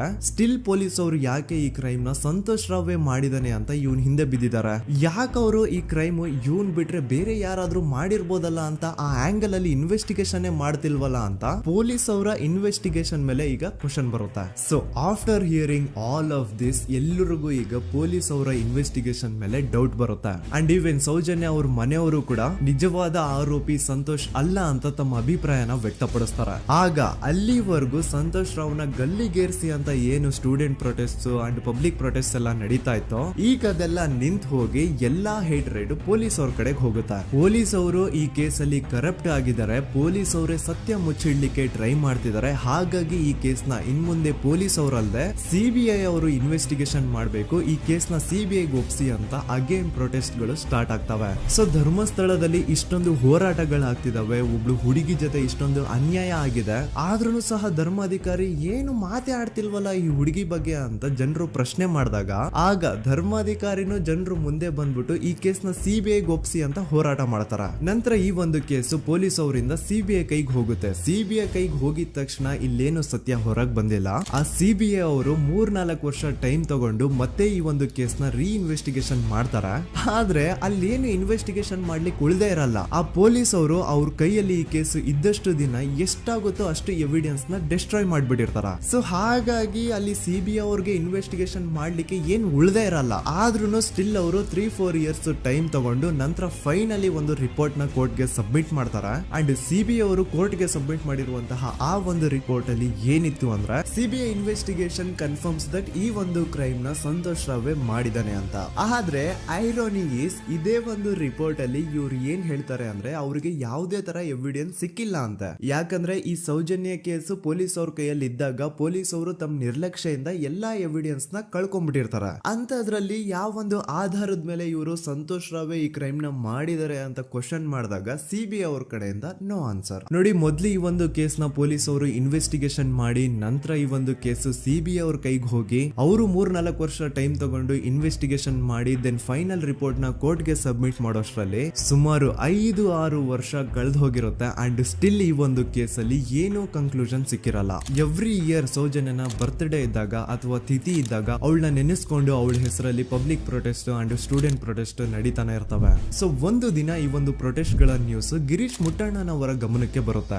ಯಾರು ಈ ಗಿರೀಶ್ ಮುಟ್ಟಣ್ಣನವರ ಅಂದ್ರೆ ಇವರು very honest X police man. ನೀವು ನಂಬಲ್ಲ, ಇವ್ರು ಪೊಲೀಸ್ ಆಫೀಸರ್ ಇದ್ದಾಗ ಪಬ್ಲಿಕ್ ಅಲ್ಲಿ ಒಬ್ಬ MLA ಹೊಡೆದಿರ್ತಾರ. ಅಷ್ಟೇ ಅಲ್ಲ, ಪೊಲೀಸ್ ಡಿಪಾರ್ಟ್ಮೆಂಟ್ ಅಲ್ಲಿ ಕರಪ್ಷನ್ ಇದೆ, ಕರಪ್ಷನ್ ಇದ್ದಿದ್ ಕಡೆ ನಾನ್ ಇರಲ್ಲ ಅಂತ ಹೇಳ್ಬಿಟ್ಟು ತಮ್ಮ ಪೊಲೀಸ್ ಡ್ಯೂಟಿನ ಬಿಟ್ಬಿಟ್ಟು ಈಗ ಸಮಾಜದಲ್ಲಿ ಏನೇ ಅನ್ಯಾಯ ಆಗಿದ್ರು ಅದ್ರ ಅಗೇನ್ಸ್ಟ್ ವಾಯ್ಸ್ ರೈಸ್ ಮಾಡ್ತಿದಾರೆ. ಸೊ ಈ ಗಿರೀಶ್ ಮುಟ್ಟಣ್ಣನವರಿಗೆ ಸೌಜನ್ಯ ಕೇಸ್ ಬಗ್ಗೆ ಗೊತ್ತಾದಾಗ ಅವ್ರಿಗೆ ಈ ಕೇಸು ತುಂಬಾನೇ ಕಾಡುತ್ತೆ. ಅಲ್ಲ, ಇಷ್ಟೊಂದು ವರ್ಷಗಳಾಗೋಯ್ತು ಆ ಹುಡುಗಿ ಜೊತೆ ಅನ್ಯಾಯ ಆಗಿ ಸ್ಟಿಲ್ ಈ ಒಂದು ಕೇಸ್ ನ ಕನ್ಕ್ಲೂಷನ್ ಸಿಕ್ತಿಲ್ವಲ್ಲ, ಏನ್ ನಡೀತಿದೆ ಧರ್ಮಸ್ಥಳದಲ್ಲಿ ಅರ್ಥ ಆಗ್ತಿಲ್ವಲ್ಲ ಅಂತ ಈ ಗಿರೀಶ್ ಅವರು ತಮ್ಮ ಹಳೆ ಪೊಲೀಸ್ ಕಾಂಟ್ಯಾಕ್ಟ್ಸ್ ನ ಯೂಸ್ ಮಾಡ್ಕೊಂಡು ಆ ಸೌಜನ್ಯ ಕೇಸ್ ಫೈಲ್ ನ ಒಂದು ಕಾಪಿನ ತಮ್ಮ ಹತ್ರ ತರಿಸ್ಕೋತಾರ. ಆ ಒಂದು ಕೇಸ್ ಫೈಲ್ ಅಲ್ಲಿ ಸೌಜನ್ಯ ಬಗ್ಗೆ ಅಷ್ಟೇ ಅಲ್ಲದೆ ಸಂತೋಷ್ ರಾವ್ ಬಗ್ಗೆನೂ ಇನ್ಫಾರ್ಮೇಶನ್ ಇರುತ್ತೆ. ಅಂಡ್ ಗಿರೀಶ್ ಅವರು ಸಂತೋಷ್ ಬಗ್ಗೆ ಇರುವಂತಹ ಇನ್ಫಾರ್ಮೇಶನ್ ನೋಡ್ತಾ ಇರ್ಬೇಕಾದ್ರೆ ಅವರು ಒಂದು ವಿಷಯನ ನೋಟಿಸ್ ಮಾಡ್ತಾರ. ಅದೇನಂತಂದ್ರೆ ಪೊಲೀಸ್ ಅವರು ಸಂತೋಷ್ ರಾವ್ನ ಬರೀ ಸೌಜನ್ಯ ಕೇಸಲ್ಲಿ ಒಂದೇ ಫಿಟ್ ಮಾಡಿರಲ್ಲ, ಸೌಜನ್ಯ ಸಾಯೋಕ್ಕಿಂತ 20 ದಿನ ಹಿಂದೆ ಧರ್ಮಸ್ಥಳದಲ್ಲೇ ನಡೆದಿರುವಂತಹ ಒಂದು ಕ್ರೈಮ್ ಅಲ್ಲಿನೂ ಸಹ ಸಂತೋಷ್ ರಾವೇ ಆರೋಪಿ ಅಂತ ಮೆನ್ಷನ್ ಮಾಡಿರ್ತಾರ. ಸೊ ಸೌಜನ್ಯ ಕೇಸ್ ಬಿಟ್ಟು ಆ ಇನ್ನೊಂದು ಕೇಸ್ ಯಾವುದು, ಅದಕ್ಕೂ ಸಂತೋಷ್ಗೂ ಏನ್ ಸಂಬಂಧ, ಅದ್ರಲ್ಲಿ ಯಾಕೆ ಸಂತೋಷ್ನ ಪೊಲೀಸ್ ಅವರು ಫಿಟ್ ಮಾಡಿದ್ರು ಅಂತ ಪ್ರತಿಯೊಂದು ಹೇಳ್ತೀನಿ. ಆದ್ರೆ ನಾನಿಲ್ಲಿ ಯಾರ್ದು ರಿಯಲ್ ನೇಮ್ಸ್ ನ ಬಳಸಲ್ಲ. ಯಾಕಂದ್ರೆ ಮುಂದೆ ಕೇಸಲ್ಲಿ ತುಂಬಾ ದೊಡ್ಡ ಪವರ್ಫುಲ್ ವ್ಯಕ್ತಿಗಳ ಹೆಸರುಗಳು ಬರ್ತವೆ. ಅಂಡ್ ನನ್ ವಿಡಿಯೋ ಯೂಟ್ಯೂಬ್ ಇಂದ ಡಿಲೀಟ್ ಆಗೋದು ನನ್ಗೆ ಇಷ್ಟ ಇಲ್ಲ. ಹಾಗಾಗಿ ನಾನಿಲ್ಲಿ ಯಾರ್ದು ರಿಯಲ್ ನೇಮ್ಸ್ ನ ಬಳಸ್ತಿಲ್ಲ. ಬಟ್ ಯಾರ ಬಗ್ಗೆ ಹೇಳ್ತಿದ್ದೀನಿ ಅಂತ ಒಂದ್ ಸ್ವಲ್ಪ ನೀವೇ ಅರ್ಥ ಮಾಡ್ಕೊಳ್ಳಿ. ನೋಡಿ, ಧರ್ಮಸ್ಥಳದಲ್ಲಿ ಮಾಫಿಯಾ ಕೈಂಡ್ ಆಫ್ ನಡೆಸ್ತಿರುವಂತಹ ಒಂದು ವೆರಿ ಪವರ್ಫುಲ್ ಗೌಡ್ರು ಕುಟುಂಬ ಇದೆ. ಇವ್ರ ಹತ್ರ ಬೇಜನ್ ಆಸ್ತಿ, ಬೇಜನ್ ದುಡ್ಡು, ಬೇಜನ್ ಪವರ್, ಬೇಜನ್ ಇನ್ಫ್ಲೂಯೆನ್ಸ್ ಎಲ್ಲಾನು ಇದೆ. ಆ ಊರಲ್ಲಿ ಈ ಗೌಡ್ರು ಕುಟುಂಬದ್ದು ಎಷ್ಟೊಂದು ಕಂಟ್ರೋಲ್ ಇದೆ ಅಂತಂದ್ರೆ ಅವ್ರನ್ನ ಎದುರು ಹಾಕೊಳ್ಳೋರೆ ಯಾರು ಇಲ್ಲ. ಅಂಡ್ ಈ ಒಂದು ಗೌಡ್ರು ಕುಟುಂಬ ಒಂದು ಪ್ರೈವೇಟ್ ಟ್ರಸ್ಟ್ ಹೆಸರಲ್ಲಿ ಒಂದು ವೆರಿ ಪಾಪ್ಯುಲರ್ ದೇವಸ್ಥಾನನ ಸುಮಾರು ವರ್ಷಗಳಿಂದ ತಲೆ ಮಾರುಗಳಿಂದನೂ ನಡ್ಸ್ಕೊಂಡ್ ಬಂದಿರ್ತಾರ. ಅದೇ ಒಂದು ದೇವಸ್ಥಾನದಲ್ಲಿ 60 ವರ್ಷ ವಯಸ್ಸಾಗಿರುವಂತಹ ನಾರಾಯಣ ಅನ್ನೋ ಒಬ್ಬ ವ್ಯಕ್ತಿ ಮಾವುತನಾಗಿ ಕೆಲಸ ಮಾಡ್ತಿರ್ತಾನೆ. ನಾರಾಯಣ ಅವ್ರ ತಂದೆನೂ ಅದೇ ದೇವಸ್ಥಾನದಲ್ಲಿ ಮಾವುತಾಗಿ ಕೆಲಸ ಮಾಡ್ತಾ ಇದ್ರು, ಅವ್ರ ತಂದೆನೂ ಅದೇ ದೇವಸ್ಥಾನದಲ್ಲಿ ಮಾವುತಾಗಿ ಕೆಲಸ ಮಾಡ್ತಾ ಇದ್ರು. ಸೊ ಹೀಗೆ ತಲೆ ಮಾರುಗಳಿಂದ ಮಾವುತಾಗಿನೇ ನಾರಾಯಣನ ಕುಟುಂಬ ಆ ಒಂದು ದೇವಸ್ಥಾನದಲ್ಲಿ ಕೆಲಸ ಮಾಡ್ತಾ ಇರುತ್ತೆ. ಸೊ ಒಮ್ಮೆ ತುಂಬಾ ವರ್ಷಗಳ ಹಿಂದೆ ನಾರಾಯಣ ಅವ್ರ ತಂದೆ ಆ ದೇವಸ್ಥಾನದಲ್ಲಿ ಮಾವುತಾಗಿ ಕೆಲಸ ಮಾಡ್ತಾ ಇರ್ಬೇಕಾದ್ರೆ ಆಗಿನ ದೇವಸ್ಥಾನದ ಧರ್ಮಾಧಿಕಾರಿ ಆ ಮಾವುತನ ಕೆಲಸದ ಮೇಲೆ ಇರುವಂತಹ ನಿಷ್ಠೆ, ಅವನ ನಿಯತ್ತು ಅಂಡ್ ತಲೆಮಾರುಗಳಿಂದ ಅವರು ದೇವಸ್ಥಾನಕ್ಕೆ ಸಲ್ಲಿಸ್ತಿರುವಂತಹ ಸೇವೆನ ಮೆಚ್ಚಿ ಆ ಧರ್ಮಾಧಿಕಾರಿ ಆ ನಾರಾಯಣ ಅವ್ರ ತಂದೆ ಆ ಮಾವುತನಿಗೆ ಒಂದು ಜಮೀನ ಕೊಡ್ತಾರೆ ಆಸ್ ಎ ಗಿಫ್ಟ್ ಆಗಿ. ಸೊ ಈಗ ಫ್ಲಾಶ್ ಬ್ಯಾಕ್ ಇಂದ ಒಂದ್ ಸ್ವಲ್ಪ ಮುಂದೆ ಬರುವ 2010-11ರಲ್ಲಿ ಯಾವೊಂದು ಜಮೀನ ಆಗಿನ ಧರ್ಮಾಧಿಕಾರಿ ನಾರಾಯಣ ಅವ್ರ ತಂದೆಗೆ ಆಸ್ ಎ ಗಿಫ್ಟ್ ಆಗಿ ಕೊಟ್ಟಿದ್ರು, ಈಗ ನಾರಾಯಣ ಅವ್ರ ತಂದೆ ಸತ್ ಹೋಗಿ ಆ ಒಂದು ಜಮೀನು ನಾರಾಯಣ ಹೆಸರಿಗೆ ಆಗಿರುತ್ತೆ. ಅಂಡ್ ಆಗಷ್ಟೇ ಗೊತ್ತಾಗುತ್ತೆ ಆ ಜಮೀನ ವೆರಿ ಆಪೋಸಿಟ್ ಒಂದು ದೊಡ್ಡ ಹೈವೇ ಬರ್ತಿದೆ ಅಂಡ್ ಅದರಿಂದ ಜಮೀನ ರೇಟು 10 ಪಟ್ಟು ಜಾಸ್ತಿ ಆಗುತ್ತೆ ಅಂತ. ಸೊ ಈ ವಿಷಯ ಗೊತ್ತಾಗಿ ನೋಡಿ, ದಾನ ಮಾಡದಂತಹ ಧರ್ಮಾಧಿಕಾರಿ ಅಂತೂ ಸತ್ ಹೋದ್ರು, ಆದ್ರೆ ಅವ್ರ ಮುಂದಿನ ಪೀಳಿಗೆ ಅವ್ರಿಗೆ ಈ ಜಮೀನ್ ಮೇಲೆ ಕಣ್ಬಿದ್ದು ನಾರಾಯಣ ಅವ್ರ ಹತ್ರ ಆ ಜಾಗನ ವಾಪಸ್ ಕೇಳ್ತಾರ. ಆದ್ರೆ ನಾರಾಯಣ ಕೊಡಲ್ಲ. ಇಲ್ಲ, ನಾನ್ ಯಾಕೆ ಕೊಡ್ಲಿ, ನಮ್ ತಂದೆಯಿಂದ ಸಿಕ್ಕಿರುವಂತಹ ಜಮೀನ್ ಇದು, ನಮ್ ತಂದೆಯ ಕೊನೆ ಗುರುತು ಇದು ನನ್ನ ಹತ್ರ ಇರೋದು, ಸೊ ಇದನ್ನ ನಾನು ಯಾವುದೇ ಕಾರಣಕ್ಕೂ ಬಿಟ್ಕೊಡಲ್ಲ ಅಂತ ಆ ಗೌಡ್ರು ಕುಟುಂಬನ ನಾರಾಯಣ ಎದುರು ಹಾಕೋತಾರ. ಆಗ ಗೌಡ್ರು ಕುಟುಂಬದವ್ರಿಗೆ ಕೋಪ ಬಂದು ಅವ್ರೇನ್ ಮಾಡ್ತಾರೆ ಅಂದ್ರೆ ನಾರಾಯಣ ಮನೆಗೆ ನೀರಿನ ಸಪ್ಲೈ ಇರುತ್ತಲ್ವಾ ಅದನ್ನ ಬಂದ್ ಮಾಡ್ತಾರ, ಎಲೆಕ್ಟ್ರಿಸಿಟಿ ಸಪ್ಲೈನು ಕಟ್ ಆಫ್ ಮಾಡ್ತಾರ, ಊರಲ್ಲಿರುವಂತಹ ಎಲ್ಲಾ ಚರಂಡಿಗಳನ್ನ ಕ್ಲೀನ್ ಮಾಡಿ ಆ ಕಸ ಏನಿರುತ್ತೋ ಅದನ್ನ ತಂದು ನಾರಾಯಣ ಮನೆ ಮುಂದೆ ಹಾಕ್ತಾರ. ಇಷ್ಟೇ ಅಲ್ಲ, ನಾರಾಯಣ ಅವ್ರ ಹೆಂಡತಿ ಮಕ್ಕಳು ಎಲ್ಲಾದ್ರೂ ಆಚೆ ಹೋಗ್ತಾ ಬರ್ತಾ ಇದ್ರೆ ಅವ್ರನ್ನ ಕೆಟ್ಟದಾಗ ಬೈಯೋದು, ಹೊಡ್ಕೊಳ್ಳೋದು, ಬಡ್ಕೊಳ್ಳೋದೆಲ್ಲ ಮಾಡ್ತಿರ್ತಾರ. ಇಷ್ಟೆಲ್ಲ ಆಗ್ತಾ ಇದ್ರು ಸ್ಟಿಲ್ ನಾರಾಯಣ ಮಾತ್ರ ಆ ಜಾಗನ ಬಿಟ್ಕೊಡಲ್ಲ. ಆ ಜಾಗದಗೋಸ್ಕರ ನೀನ್ ಬೇಕಿದ್ರೆ ಇದನ್ನೆಲ್ಲ ಸಹಿಸ್ಕೊಂಡಿರಪ್ಪ, ನಮ್ ಕೈಲಂತೂ ಆಗಲ್ಲ ಅಂತ ನಾರಾಯಣನ ಹೆಂಡತಿ ಮಕ್ಕಳು ಅವನ್ನ ಬಿಟ್ಟು ಬೇರೆ ಊರಿಗೆ ಹೋಗ್ಬಿಡ್ತಾರ. ಈಗ ಮನೆಯಲ್ಲಿ ನಾರಾಯಣ ಅಂಡ್ 45 ವರ್ಷ ವಯಸ್ಸಿರುವಂತಹ ನಾರಾಯಣ ಅವ್ರ ತಂಗಿ ಯಮುನಾ ಅವ್ರು ಮಾತ್ರ ಇಬ್ರೇ ಇರ್ತಾ ಇದ್ರು.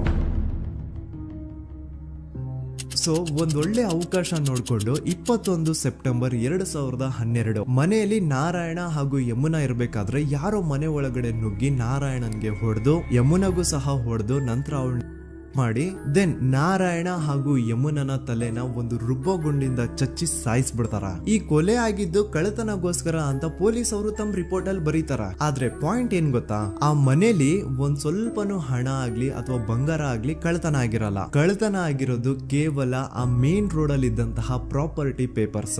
ಎಂತ ಕೋಇನ್ಸಿಡೆನ್ಸ್ ನೋಡಿ, ಯಾವ ಒಂದು ಜಮೀನಿನ ಪತ್ರ ನಾರಾಯಣ ಮನೆಯಿಂದ ಕಳ್ಳತನ ಆಗಿದ್ವೋ ಅದೇ ಒಂದು ಜಮೀನಲ್ಲಿ 10 ವರ್ಷ ಆದ ನಂತರ ಒಂದು ದೊಡ್ಡ ಹೋಟೆಲ್ ಸ್ಥಾಪನೆ ಆಗುತ್ತೆ ಅಂಡ್ ಆ ಹೋಟೆಲ್ ನ ಇನಾಗ್ರೇಷನ್ ಗೆ ಚಿಕ್ಕ ಗೌಡ್ರು ಬರ್ತಾರ. ಸೊ ಈಗೇನು ನಾರಾಯಣ ಹಾಗೂ ಯಮುನನ ಕೊಲೆ ಆಗಿದ್ಯೋ ಇದಾಗಿದ್ದು 20 ದಿನ ಆದ್ಮೇಲೆ ಸೌಜನ್ಯ ಜೊತೆ ಅಂತ ನಿರ್ದಯ ಘಟನೆ ಆಗಿದ್ದು. ಸೊ ಪೊಲೀಸ್ ಅವರು ಸೌಜನ್ಯ ಕೇಸಲ್ಲಿ ಸಂತೋಷ್ ರಾವ್ನ ಫಿಟ್ ಮಾಡೋದಲ್ದೆ ಈ ಒಂದು ನಾರಾಯಣ ಹಾಗೂ ಯಮುನಾ ಕೇಸಲ್ಲೂ ಸಹ ಸಂತೋಷ್ ರಾವ್ನೆ ಫಿಟ್ ಮಾಡಿರ್ತಾರ. ಇಲ್ಲಿ ಡೇಟ್ಸ್ ನ ಸ್ವಲ್ಪ ನೆನ್ಪಿಟ್ಕೊಳ್ಳಿ. ನಾರಾಯಣ ಹಾಗೂ ಯಮುನನ ಕೊಲೆ ಆಗಿದ್ದು 21 ಸೆಪ್ಟೆಂಬರ್ 2012 ಅಂಡ್ ಸಂತೋಷ್ ರಾವ್ ಧರ್ಮಸ್ಥಳ ಬಂದಿದ್ದು 9 ಅಕ್ಟೋಬರ್ 2012, 20 ದಿನ ಆದ್ಮೇಲೆ. ಸೊ ನಾರಾಯಣ ಹಾಗೂ ಯಮುನನ ಕೊಲೆ ಆದಾಗ ಊರಲ್ಲೇ ಇಲ್ದೆ ಎಲ್ಲೋ ಶೃಂಗೇರಿಯಲ್ಲಿ ಯಾವುದೋ ಒಂದು ಹೋಟೆಲ್ ಅಲ್ಲಿ ಕೆಲಸ ಮಾಡ್ತಿದ್ದಂತಹ ಸಂತೋಷ್ ರಾವ್ ಹೇಗೆ ಈ ಒಂದು ಕೇಸಲ್ಲಿ ಆರೋಪಿ ಆಗ್ತಾನೆ? ಸೊ ಇದೇ ಒಂದು ಪಾಯಿಂಟ್ ನ ನೋಟಿಸ್ ಮಾಡಿ ಗಿರೀಶ್ ಮುಟ್ಟಣ್ಣನವರು ಧರ್ಮಸ್ಥಳಕ್ಕೆ ಬಂದು ಸಂತೋಷ್ ನ ಲಾಯರ್ ಜೊತೆ ಡಿಸ್ಕಸ್ ಮಾಡ್ತಾರ. ದೆನ್ ಫೈನಲಿ ಏನೋ ತಪ್ಪು ಮಾಡದೆ ಸುಳ್ಳು ಆರೋಪಗಳಿಂದ ಕರಪ್ಟ್ ಪೊಲೀಸ್ ಆಫೀಸರ್ಸ್ ನ ಮಿಸ್ಲೀಡಿಂಗ್ ಇನ್ವೆಸ್ಟಿಗೇಷನ್ ಇಂದ ಸಂತೋಷ್ ರಾವ್ ತನ್ನ ಜೀವನದ 8-10 ವರ್ಷನ ಜೈಲಲ್ಲಿ ಕಳೆದು ಫೈನಲಿ ರಿಲೀಸ್ ಆಗ್ತಾನೆ. ಒಂಥರ ಈ ಕೇಸಿಂದ ಸಂತೋಷ್ ರಾವ್ನ ಇಡೀ ಲೈಫ್ ಸ್ಪಾಯ್ಲ್ ಆಗೋಯ್ತು. ಈಗ ಸಂತೋಷ್ ರಾವ್ ರಿಯಲ್ ಆರೋಪಿ ಅಲ್ಲ ಅಂತ ಕೋರ್ಟ್ ಅಲ್ಲಿ ಪ್ರೂವ್ ಆಯ್ತು. ಹಾಗಿದ್ರೆ ರಿಯಲ್ ಆರೋಪಿ ಯಾರು? ಪೊಲೀಸ್ ಅವರು ಯಾಕೆ ಈ ಕೇಸಲ್ಲಿ ಇಷ್ಟೊಂದು ಅನ್ಫೇರ್ ಇನ್ವೆಸ್ಟಿಗೇಷನ್ ಮಾಡಿದ್ರು? ಯಾರ ರಿಯಲ್ ಹೆಸರನ್ನ ಮುಚ್ಚಿಡ್ಲಿಕ್ಕೆ ಪೊಲೀಸ್ ಆಫೀಸರ್ಸ್ ಈ ಒಂದು ಕೇಸಲ್ಲಿ ಸಂತೋಷ್ ರಾವ್ನ ಸಿಗ್ಹಾಕ್ಸಿದ್ರು? ಇದೆಲ್ಲ ಥಿಂಕ್ ಮಾಡ್ತಾ ಹೋದ್ರೆ ನೋಡಿ, ಆ ಊರಲ್ಲಿ ಆ ಪೊಲೀಸ್ ಆಫೀಸರ್ಸ್ಗೆ ಲಂಚ ಕೊಡೋಷ್ಟು, ಒಂದು ಪೊಲೀಸ್ ಇನ್ವೆಸ್ಟಿಗೇಷನ್ ನ ಸ್ಟಾಪ್ ಮಾಡೋಷ್ಟು ಅಥವಾ ಇನ್ವೆಸ್ಟಿಗೇಷನ್ ನ ಮಿಸ್ಲೀಡ್ ಮಾಡೋಷ್ಟು ಇನ್ಫ್ಲುಯೆನ್ಸ್ ಆಗ್ಲಿ, ಪವರ್ ಆಗ್ಲಿ ಅಥವಾ ಮನಿ ಆಗ್ಲಿ ಊರಿನ ಗೌಡ್ರು ಹತ್ರ ಮಾತ್ರ ಇದ್ದಿದ್ದು. ಸೊ ಈಗ ಸಂಶಯದ ಮುಳ್ಳು ಗೌಡ್ರು ಕಡೆ ತಿರುಗುತ್ತಾ. ನೋಡಿ, ಪೊಲೀಸ್ ಅವರು ಸುಮ್ನೆ ಸಂತೋಷ್ ರಾವ್ನ ನಾರಾಯಣ ಹಾಗೂ ಯಮುನಾ ಕೇಸಲ್ಲಿ ಫಿಟ್ ಮಾಡಿದ್ರು. ಈಗ ಆ ಒಂದು ಕೊಲೆ ಪ್ರಕರಣಕ್ಕೂ ಸಂತೋಷ್ ರಾವ್ಗೂ ಏನು ಸಂಬಂಧನೇ ಇರಲಿಲ್ಲ. ಹಂಗೆ ಥಿಂಕ್ ಮಾಡಿ, ನಾರಾಯಣ ಸತ್ರೆ ಅಥವಾ ಅವನ ತಂಗಿ ಯಮುನಾ ಸತ್ರೆ ಯಾರಿಗ ಅಡ್ವಾಂಟೇಜ್ ಆಗುತ್ತೆ? ಊರಿನ ಗೌಡ್ರಿಗೆ, ಯಾಕಂದ್ರೆ ಅವ್ರಿಗೆ ಜಮೀನ್ ಸಿಗುತ್ತಾ. ಸೊ ಈಗ ನಾರಾಯಣ ಹಾಗೂ ಯಮುನಾ ಕೇಸಲ್ಲಿ ಸಂತೋಷ್ ರಾವ್ ಆರೋಪಿ ಅಲ್ಲ ಅಂತ ಪ್ರೂವ್ ಆದ್ಮೇಲೆ, ಹಾಗಿದ್ರೆ ಆ ಕೊಲೆ ಮಾಡಿದವ್ರು ಯಾರು ಅಂತ ಹಾಗೆ ಥಿಂಕ್ ಮಾಡಿದ್ರೆ ಗಿರೀಶ್ ಮುಟ್ಟಣ್ಣನವರಿಗೆ ಆ ಊರಿನ ಗೌಡ್ರ ಮೇಲೆ ಡೌಟ್ ಬರುತ್ತಾ. ಅದೇ ಒಂದು ಡೌಟ್ ಅಲ್ಲಿ ಗಿರೀಶ್ ಮುಟ್ಟಣ್ಣನವರು ಮಹೇಶ್ ತಿಮ್ರೊಡ್ಡಿ ಅಂತ ಇನ್ನೊಬ್ರ ಜೊತೆ ಸೇರ್ಕೊಂಡು ಈ ಹಿಂದೆ ಆ ಒಂದು ಊರಲ್ಲಿ, ಆ ಧರ್ಮಸ್ಥಳದಲ್ಲಿ ಈ ಊರಿನ ಗೌಡ್ರು ಯಾವ್ದಾವ್ದೆಲ್ಲ ಕ್ರೈಮ್ಗಳು ಮಾಡಿದಾರೆ ಅಂತ ಊರಿನ ಜನರಿಂದ ತಿಳ್ಕೊತಾರ. ನಂತರ ಆ ಊರಿನ ಜನ ಯಾವ್ದಾವ್ದೆಲ್ಲ ಮ್ಯಾಟರ್ಸ್ ಹೇಳಿದ್ರು ಆ ಕೇಸ್ ಫೈಲ್ಸ್ ನೆಲ್ಲ ತಿರುಗಿಸಿ ಮುರುಗಿಸಿ ನೋಡಿದಾಗ ನೀವು ನಂಬಲ್ಲ, ಸೌಜನ್ಯ ಕೇಸ್ ಏನೇನು ಅಲ್ಲ, ಅದಕ್ಕಿಂತ ಭೀಕರ ಕೊಲೆಗಳು ಧರ್ಮಸ್ಥಳದಲ್ಲಿ ಆಗಿವೆ. ಅಂಡ್ ಎಲ್ಲಾ ಕೊಲೆಗಳ ಹಿಂದೆ ಗೌಡ್ರು ಕುಟುಂಬದ್ದೇ ಕೈ ಇದೆ ಅಂತ ಎದ್ದು ಕಾಣಿಸುತ್ತೆ. 1977 ವೇದಾವಲ್ಲಿ ಕೇಸ್. ಧರ್ಮಸ್ಥಳ ಹತ್ತಿರ SDM ಪ್ರೈಮರಿ ಅಂಡ್ ಹೈಸ್ಕೂಲ್ ಅಂತ ಒಂದು ಸ್ಕೂಲ್ ಇರುತ್ತೆ. ಅಂಡ್ ಈ ಒಂದು ಪ್ರೈವೇಟ್ ಸ್ಕೂಲ್ ಬೇರೆ ಯಾರ್ದು ಅಲ್ಲ, ಆ ಗೌಡ್ರು ಕುಟುಂಬದ. ಈ ಸ್ಕೂಲ್ ಅಲ್ಲಿ 1977 ಅಲ್ಲಿ ವೇದಾವಲ್ಲಿ ಅಂತ ಒಬ್ರು ಟೀಚರ್ ವರ್ಕ್ ಮಾಡ್ತಿರ್ತಾರ. ವೇದಾವಲ್ಲಿ ಆ ಟೀಚರ್ ಜಾಬ್ಗೆ ತುಂಬಾನೇ ಓವರ್ ಕ್ವಾಲಿಫೈಡ್. ಅವರ ಕ್ವಾಲಿಫಿಕೇಶನ್ಸ್ ನ ಗಮನದಲ್ಲಿ ಇಟ್ಕೊಂಡ್ರೆ ಅವ್ರಿಗೆ HM ಅಥವಾ ಪ್ರಿನ್ಸಿಪಲ್ ನ ಪೋಸ್ಟ್ ಸಿಗ್ಬೇಕು. ಆದ್ರೂ ಸಹ ವೇದಾವಲ್ಲಿ ಆಸ್ ಎ ಟೀಚರ್ ಆಗಿನೇ ಕೆಲಸ ಮಾಡ್ಕೊಂಡು ಹೋಗ್ತಿರ್ತಾರ. ಒಮ್ಮೆ ಏನಾಗುತ್ತೆ, ಸ್ಕೂಲ್ ಅಲ್ಲಿ ಪ್ರಿನ್ಸಿಪಲ್ ನ ಪೋಸ್ಟ್ ಖಾಲಿ ಆಗುತ್ತೆ. ಅಂಡ್ ಆ ಒಂದು ಪೋಸ್ಟ್ ಗೆ ಎಲ್ರು ಏನ್ ಅನ್ಕೊಳ್ತಾರೆ, ವೇದಾವಲ್ಲಿನೇ ಸೆಲೆಕ್ಟ್ ಮಾಡೋದು ಅಂತ. ಆದ್ರೆ ವೇದಾವಲ್ಲಿಯ ಕ್ಯಾಸ್ಟ್ ಬೇರೆ ಇದೆ ಅನ್ನೋ ಒಂದೇ ಒಂದು ಕಾರಣಕ್ಕೆ ಆ ಪ್ರಿನ್ಸಿಪಲ್ ನ ಪೋಸ್ಟ್ ವೇದಾವಲ್ಲಿಗೆ ಸಿಗದೆ ಬೇರೆ ಯಾರನ್ನೋ ತಂದು ಕೂರಿಸ್ಬಿಟ್ಟಿರ್ತಾರ. ಇದರಿಂದ ಟೀಚರ್ ವೇದಾವಲ್ಲಿಗೆ ತುಂಬಾ ಕೋಪ ಬಂದು ಅವ್ರ ಸ್ಕೂಲ್ ಮುಂದೆ ಪ್ರೊಟೆಸ್ಟ್ ಮಾಡೋದ್ ಸ್ಟಾರ್ಟ್ ಮಾಡ್ತಾರ. ಅಂಡ್ ಈ ವಿಷಯ ಸ್ಕೂಲ್ ನ ಓನರ್ಸ್ ಗೆ ಇಷ್ಟ ಆಗಲ್ಲ. ಸೊ ಅವರು ಆ ಕೋಪನ ಹಾಗೆ ಮನ್ಸಲ್ಲಿ ಇಟ್ಕೊಂಡಿರ್ತಾರ. ಒಮ್ಮೆ ಏನಾಗುತ್ತೆ, ಸ್ಕೂಲ್ ರಜೆ ಇರುತ್ತೆ, ವೇದಾವಲ್ಲಿ ಮನೇಲಿ ಇರ್ತಾರ. ಅಂಡ್ ಅವ್ರ ಹಸ್ಬೆಂಡ್ ಡಾಕ್ಟರ್ ಅರಳೆ ಅವ್ರಿಗೆ ಯಾವ್ದೋ ಬೇರೆ ಊರಲ್ಲಿ ಒಂದು ಕಾಲೇಜ್ ಅಲ್ಲಿ ಸೆಮಿನಾರ್ ಏನೋ ಇರುತ್ತೆ. ಸೊ ಅವರು ಅಲ್ಲಿಗೆ ಹೋಗಿರ್ತಾರೆ. ಈಗ ಮನೇಲಿ ಇರೋದು ವೇದಾವಲ್ಲಿ ಒಂದೇ. ಇದೇ ಒಂದು ಅವಕಾಶನ ನೋಡ್ಕೊಂಡು ಯಾರೋ ವೇದಾವಲ್ಲಿ ಅವ್ರ ಮನೆಗೆ ನುಗ್ಗಿ ವೇದಾವಲ್ಲಿಗೆ ಹೊಡೆದು ನಂತರ ಅವ್ರನ್ನ ಜೀವಂತವಾಗಿ ಸುಟ್ಬಿಡ್ತಾರ. ಸ್ವಲ್ಪ ಹೊತ್ತು ನಂತರ ರಾತ್ರಿ ಆಗ್ತಿದ್ದಂಗೆ ಡಾಕ್ಟರ್ ಅರಳೆ ಅವರು ಮನೆಗೆ ವಾಪಸ್ ಬರ್ತಾರೆ. ಅಂಡ್ ಮನೆ ಒಳಗಡೆ ಬಂದ್ ನೋಡಿದ್ರೆ ವೇದಾವಲ್ಲಿ ಅವರು ಸತ್ ಹೋಗಿ ಅವರ ಬಾಡಿ ಸುಟ್ ಹೋಗಿ ನೆಲದ ಮೇಲೆ ಬಿದ್ದಿದೆ. ಹೆಂಡತಿನ ಕಳ್ಕೊಂಡಿರುವಂತಹ ದುಃಖನ ಸೈಡ್ಗೆ ಇಟ್ಟು ಡಾಕ್ಟರ್ ಅರಳೆ ಅವರು ಮೊದ್ಲು ಪೊಲೀಸ್ ಸ್ಟೇಷನ್ ಹೋಗ್ಬಿಟ್ಟು, ನಮ್ ಮನೆಗೆ ನಾನು ಇಲ್ದೇ ಇರುವಂತಹ ಸಮಯನ ನೋಡ್ಕೊಂಡು ಯಾರೋ ಮನೆ ಒಳಗಡೆ ನುಗ್ಗಿ ನನ್ನ ಹೆಂಡತಿನ ಹೊಡೆದು ನಂತರ ಅವಳನ್ನ ತುಂಬಾ ಭೀಕರವಾಗಿ ಸಾಯಿಸಿದರೆ ಅಂತ ಪೊಲೀಸ್ ಅವ್ರಿಗೆ ರಿಪೋರ್ಟ್ ಕೊಡಕ್ ಹೋದ್ರೆ, ಅಲ್ಲಿ ಪೊಲೀಸ್ ಅವರು ಉಲ್ಟಾ ಡಾಕ್ಟರ್ ಅರಳೆ ಮೇಲೆನೆ FIR ಬರ್ದು ನೀನೇ ನಿನ್ ಹೆಂಡತಿನ ಸಾಯಿಸಿದ್ಯಾ, ನಾಟಕ ಮಾಡಬೇಡ ಅಂತ ಅವ್ರನ್ನೇ ಅರೆಸ್ಟ್ ಮಾಡ್ಬಿಡ್ತಾರ. ನಂತರ 2-3 ವರ್ಷ ಜೈಲಲ್ಲೇ ಇದ್ದು ಡಾಕ್ಟರ್ ಅರಳೆ ಅವರು ತಮ್ಮ ಫ್ರೆಂಡ್ಸ್ ಅಂಡ್ ಫ್ಯಾಮಿಲಿ ಮೂಲಕ ಎವಿಡೆನ್ಸ್ ನೆಲ್ಲ ಕಲೆಕ್ಟ್ ಮಾಡಿಸಿ ತಾನ ಕೊಲೆನ ಮಾಡಿಲ್ಲ, ತಾನ್ ತನ್ನ ಹೆಂಡತಿನ ಸಾಯಿಸಿಲ್ಲ ಅಂತ ಕೋರ್ಟ್ ಅಲ್ಲಿ ಪ್ರೂವ್ ಮಾಡ್ಕೊಂಡು ಜೈಲಿಂದ ರಿಲೀಸ್ ಆಗ್ತಾರ. ಸೊ ಈಗ ಡಾಕ್ಟರ್ ಅರಳೆ ಅವರು ಈ ಒಂದು ಕ್ರೈಮ್ ನ ಮಾಡಿಲ್ಲ ಅಂತಂದ್ರೆ ವೇದಾವಲ್ಲಿನ ಅಷ್ಟು ಭೀಕರವಾಗಿ ಸಾಯಿಸಿದವ್ರು ಯಾರು? ಈ ವಿಷಯ ಇವತ್ತಿನವರೆಗೂ ಗೊತ್ತಾಗಿಲ್ಲ. 1986 ಅಲ್ಲಿ ನಡೆದಂತಹ ಪದ್ಮಲತಾ ಕೇಸ್. ಪದ್ಮಲತಾ ಅವ್ರ ತಂದೆ ಕಮ್ಯುನಿಸ್ಟ್ ಪಾರ್ಟಿನ ಲೀಡರ್ ಇರ್ತಾರೆ. ಅವ್ರ ರಿಯಲ್ ನೇಮ್ ಏನು ಅಂತ ನಮಗ್ ಗೊತ್ತಾಗಿಲ್ಲ, ಬಟ್ ಈ ವಿಡಿಯೋದಲ್ಲಿ ಅವ್ರ ಹೆಸರು ಲಕ್ಷ್ಮಣ್ ಅಂತ ಅನ್ಕೊಳ್ಳಿ. ಸೊ ಕಮ್ಯುನಿಸ್ಟ್ ಪಾರ್ಟಿನ ಲೀಡರ್ ಇರುವಂತಹ ಲಕ್ಷ್ಮಣ್ ಅವ್ರಿಗೆ ಊರಲ್ಲಿ ತುಂಬಾನೇ ಸಪೋರ್ಟ್ ಇರುತ್ತೆ. ಊರಿನ ಜನರ ಫೇವ್ರೇಟ್ ಇರ್ತಾರೆ ಇವರು. ಅಂಡ್ ಅದೇ ವರ್ಷ ಅಂದ್ರೆ 1986 ಅಲ್ಲಿ ಪಂಚಾಯತ್ ಎಲೆಕ್ಷನ್ ಬೇರೆ ಇರುತ್ತೆ. ಅಂಡ್ ಎಲ್ರಿಗೂ ಗೊತ್ತಿತ್ತು ಲಕ್ಷ್ಮಣೆ ಗೆಲ್ಲೋದು ಅಂತ. ಆ ಪಂಚಾಯತ್ ಎಲೆಕ್ಷನ್ ಅಲ್ಲಿ ಲಕ್ಷ್ಮಣ್ನ ಆಪೋಸಿಟ್ ಗೌಡ್ರಿಗೆ ತುಂಬಾ ಬೇಕಾಗಿರೋರು ಒಬ್ರು ನಿಂತಿರ್ತಾರ. ಅಂಡ್ ಅವ್ರಿಗೂ ಗೊತ್ತಿತ್ತು ಎಲೆಕ್ಷನ್ ಏನಾದ್ರು ಆದ್ರೆ ಲಕ್ಷ್ಮಣ ಎಲೆಕ್ಷನ್ ಅಲ್ಲಿ ಗೆಲ್ಲೋದು ಅಂತ. ಸೊ ಎಲ್ಲಿ ಸೋತೋಗ್ಬಿಡ್ತೀವೋ ಅನ್ನೋ ಭಯಕ್ಕೆ ಆ ಗೌಡ್ರು ಕಡೆ ಅವ್ರು ಏನ್ ಮಾಡ್ತಾರೆ, ಲಕ್ಷ್ಮಣ್ನ ಅಪ್ರೋಚ್ ಮಾಡಿ ಮುಚ್ಕೊಂಡು ಈ ಪಂಚಾಯತ್ ಎಲೆಕ್ಷನ್ ಅಲ್ಲಿ ನಿನ್ ನಾಮಿನೇಷನ್ ನ ಕ್ಯಾನ್ಸಲ್ ಮಾಡು ಅಂತ ವಾರ್ನಿಂಗ್ ಕೊಡ್ತಾರ. ಆದ್ರೆ ಲಕ್ಷ್ಮಣ್ ಅವರು ಅಂಜದೆ ನೀವ್ ಏನ್ ಮಾಡ್ತಿರೋ ಮಾಡ್ಕೊಳ್ರಿ, ಆದ್ರೆ ನಾನ್ ಮಾತ್ರ ನಾಮಿನೇಷನ್ ನ ಕ್ಯಾನ್ಸಲ್ ಮಾಡಲ್ಲ ಅಂತ ಆ ಗೌಡ್ರು ಕುಟುಂಬನ ಎದುರು ಹಾಕೋತಾರ. ದೆನ್ ಎಂತ ಕೋಇನ್ಸಿಡೆನ್ಸ್ ನೋಡಿ, ನೆಕ್ಸ್ಟ್ ಡೇನೆ ಲಕ್ಷ್ಮಣ್ ಅವ್ರ ಮಗಳು ಪದ್ಮಲತಾ ಕಿಡ್ನಾಪ್ ಕಿಡ್ನಾಪ್ ಆಗ್ತಾಳೆ. ಸುಮಾರು 56 ದಿನ ಅವಳನ್ನ ಯಾರೋ ಕಿಡ್ನಾಪ್ ಮಾಡ್ತಾರೆ ಅಂಡ್ ಆ 56 ದಿನ ಡೈಲಿ ಅವಳನ್ನ ಶೋಷಣೆ ಕೂಡ ಮಾಡ್ತಾರೆ. ನಂತರ 56 ದಿನ ಆದ್ಮೇಲೆ ಪದ್ಮಲತನ ಬಾಡಿ ನೇತ್ರಾವತಿ ನದಿಲಿ ತೇಲ್ತಾ ಸಿಗುತ್ತಾ. ಆಸ್ ಎಕ್ಸ್ಪೆಕ್ಟೆಡ್ ಈ ಕೇಸಲ್ಲೂ ಪೊಲೀಸ್ ಅವ್ರ ಕಡೆಯಿಂದ ಪ್ರಾಪರ್ ಇನ್ವೆಸ್ಟಿಗೇಷನ್ ಆಗಲ್ಲ ಅಂಡ್ ಯಾರ್ ಪದ್ಮಲತನ ಕಿಡ್ನಾಪ್ ಮಾಡಿದ್ರು, ಯಾರು ಅವಳನ್ನ 15 ದಿನವರೆಗೂ ಶೋಷಣೆ ಮಾಡಿ ನಂತರ ಅವಳನ್ನ ಅಷ್ಟು ಭೀಕರವಾಗಿ ಸಾಯಿಸಿದ್ರು ಅಂತ ಇವತ್ತಿನ ದಿನದವರೆಗೂ ಗೊತ್ತಾಗಿಲ್ಲ.